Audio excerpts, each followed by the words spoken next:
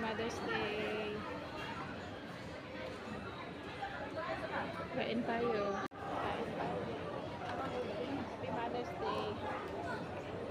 Nag-greet ng mga anak mo? Oo, yung panganay ko.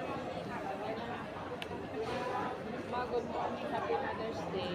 Sana all. Greet mo na mama mo. Nasaan mama mo? Wait. Tulog ba yun? Wait. Tulog pa Kaya yun. sahod doon. Nung, alam mo yung start ng sahod ni mama? Oo. Ba't Ilang taon na? yun? Puro tigal yung sahod. Ilang taon na ba yung mama mo doon? Ano? 17 years. 17? Pero ano na, uwi na yun ngayong taon kasi gagraduate naman yung bunso namin. Sabi ni mama kami na yung investment. 17 years. Ano, 18 years na. Mababait sa kami. Isang amo lang siya. Yung amo niya dati ate, ano yan? Ano, satanas yan. Namamasok ang planta. Tapos? Tapos sinasagot ni mama. Sinasagot ni mama.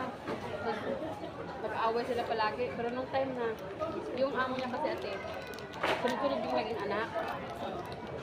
Yung sa pang-apat, may pang-apat pa dapat yan eh. Tapos, kakapanganak lang ng bunso. Tapos may pang-apat pa sana yan. Pinalaglag niya. Ganun ba talaga mga Arabi? Legal sa kanila yung abortion. Kailan yung alag? Bato. Pinalaglag niya ate, pero hindi alam ng asawa niya na buntis siya. Ayaw niya mabuntis ulit. Pinalaglag niya. Siya lang, doon sa kwarto. Buti, umakyat yung mama ko. Nakilatan na yung ang dami ng dugo ang nawala. Sabi ng doktor, ilang minuto, patay sana siya. Nung nasa ospital niya, galit na galit yung mama ko. Kasi nagka-trauma si mama niya. Alam mo yung mangyari, may tatlong, yung bunso kasi 3-4 months old pa. Tapos may isa pa, nakakalakad lang. Tapos yung panganay, mga 7 years old pa. Kasi sila lang apat sa bahay. Yung amo niya babae, kailangan niya isugod sa ospital. Dala-dala niya yung tatlong bata. Pagkagising ng amo niya, dinalakdakan ni mama. Anong sabi ng asawa? Yung sabi ng ang asawa, ano din, parang pinagsabihan din ni mama. Sabi ni mama sa amo niya, sabi niya, ang selfish mo, napaka-selfish mo.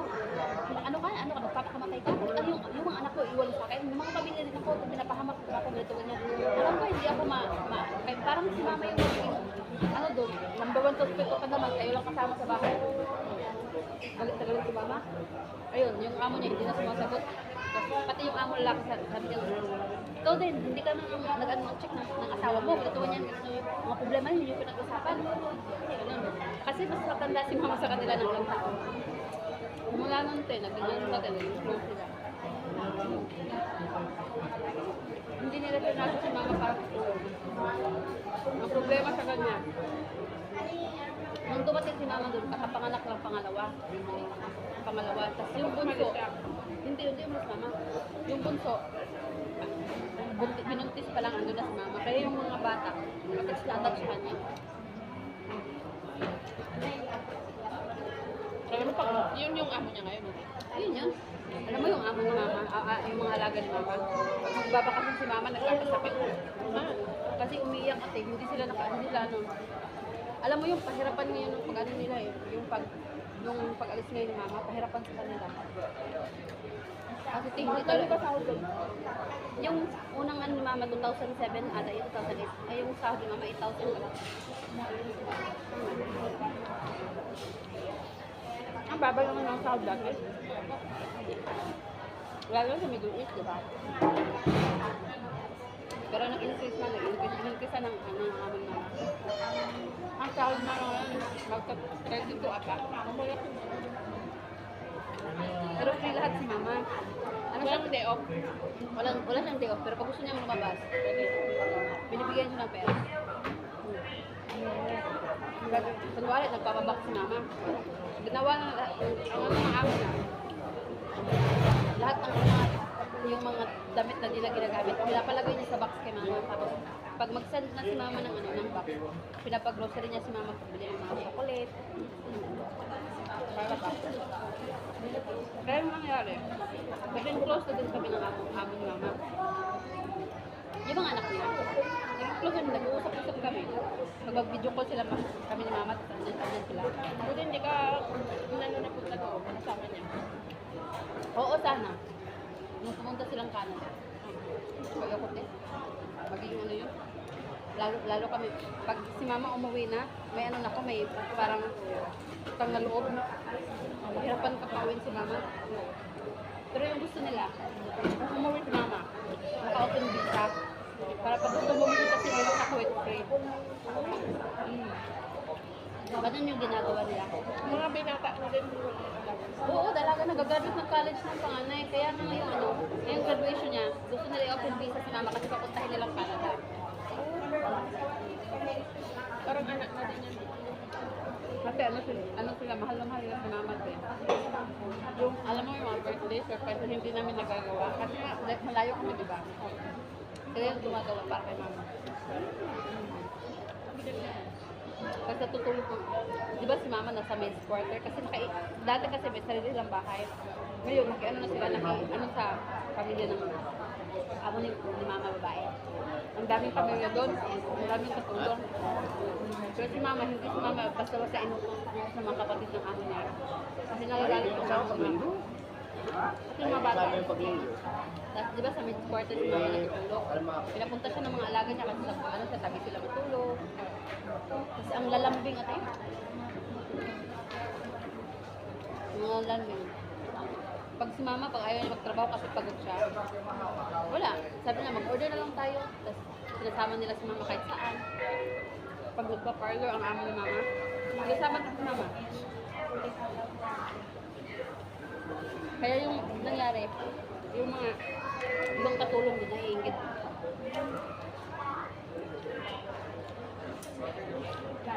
Pero yung bahay yung malaki doon. Kaya napakalaki.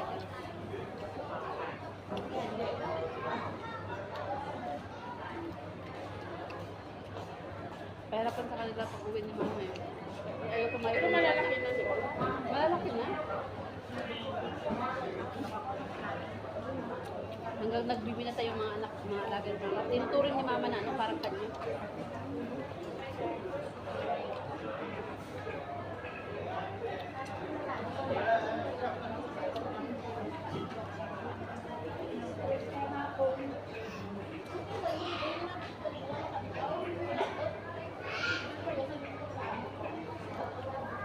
Nag-aaway ang mag-ina.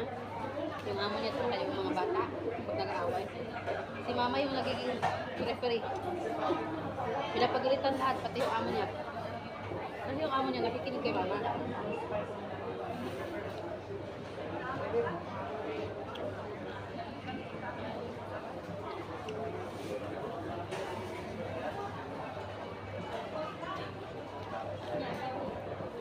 Diretso na lang tayo sa pag-is mo.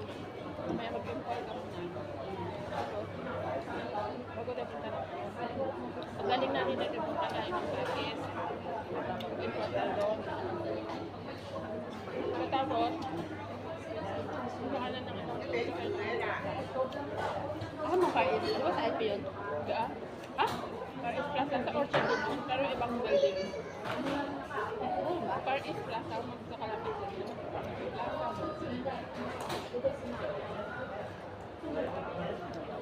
Meron din mga agency din sa labas. Akala ko ano, sa LP yun. Isa, maliit ang lamesa.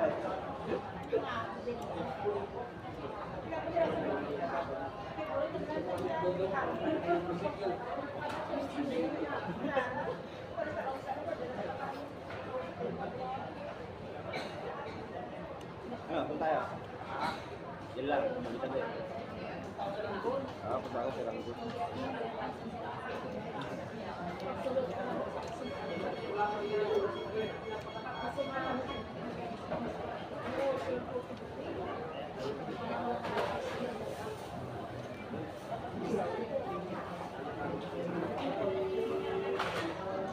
Mag-inquire lang, hindi ka muna mag-send by nila. Hindi mo.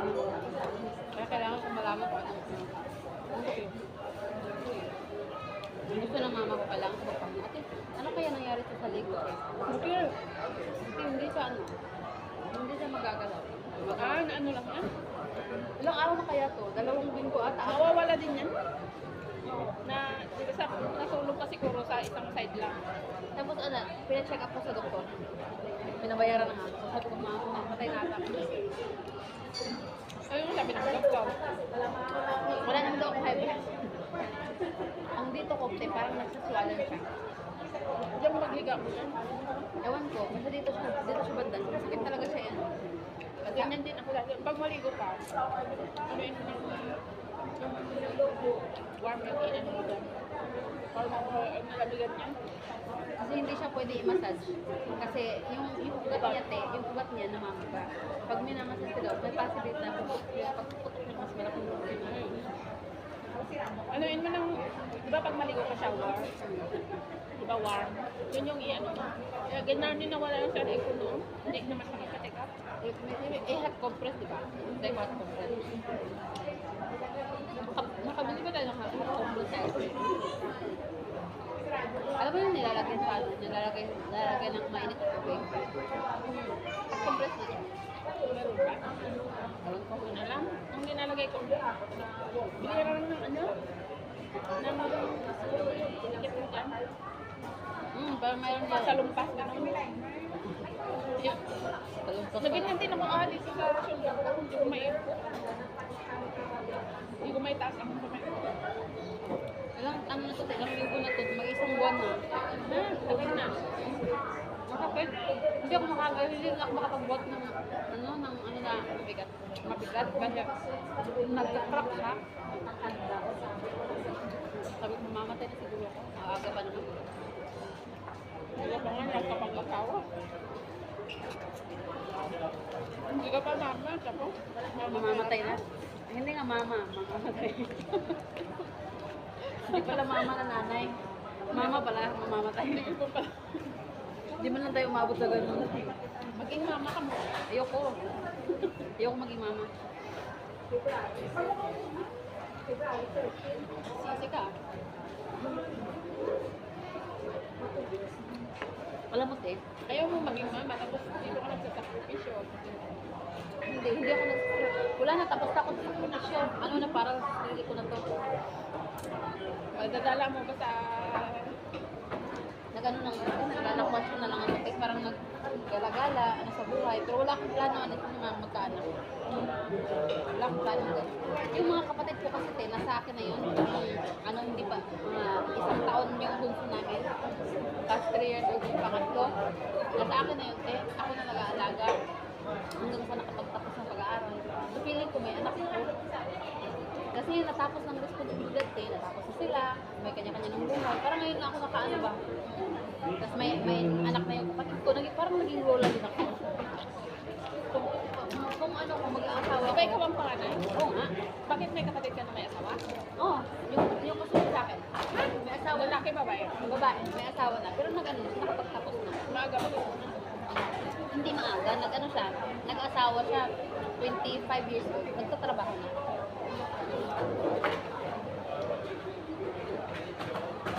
So, nag-anak siya. Yun yung may baby kami sa bahay. Kaya yung ano, parang feel ko ako ko din. Pamangkin na, hindi ako. Feel ko ako kasi. Lalaki, babae. Lalaki ako na. Ayun ako pa.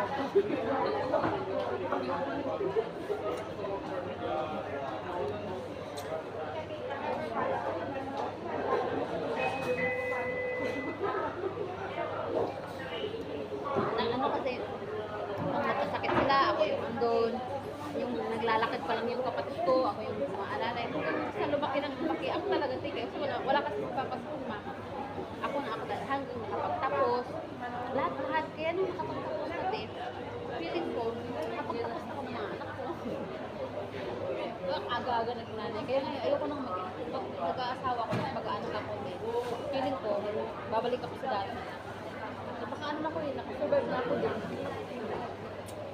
Kaya ayoko na. Mag-ano na lang ako, mag-insurance. Thank you for watching, guys. Bye-bye.